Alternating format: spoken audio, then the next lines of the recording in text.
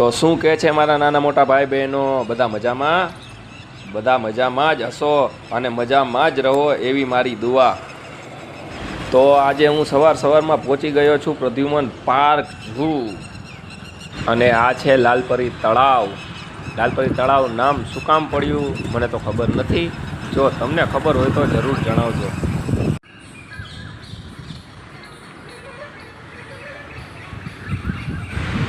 પ્રદ્યુમન પાર્કની બાજુમાંથી ભીચરી ગામ તરફ જવાના રસ્તે, એટલે કે પ્રદ્યુમન પાર્કની એક્ઝેક્ટ પાછળ જ રંગીલા રાજકોટના લોકોને નવું નજરાનું મળવાનું છે, જેનું નામ છે સફારી પાર્ક।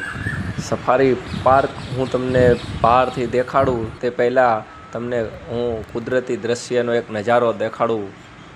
સવારનો ઉગતો સૂરજ અને લાલપરી તળાવ, કેવો મસ્ત નજારો જે દેખાય છે, આવો નજારો તો ભાગ્યે જ જોવા મળે।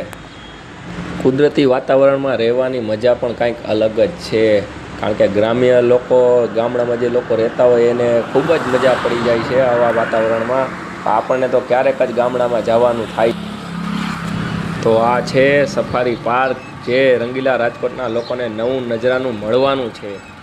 સફારી પાર્કનું હજી કામ ચાલુ જ છે, જેનો અંદાજે 29થી 33 હેક્ટર જમીન પર બનાવવામાં આવી રહ્યું છે।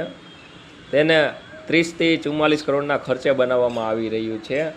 અહીંયા ગીર જંગલની જેમ સફારી પાર્કમાં કુદરતી વાતાવરણમાં સિંહોને રાખવામાં આવશે, અને જેમાં લાયન સફારીની મજા પણ માણી શકાશે।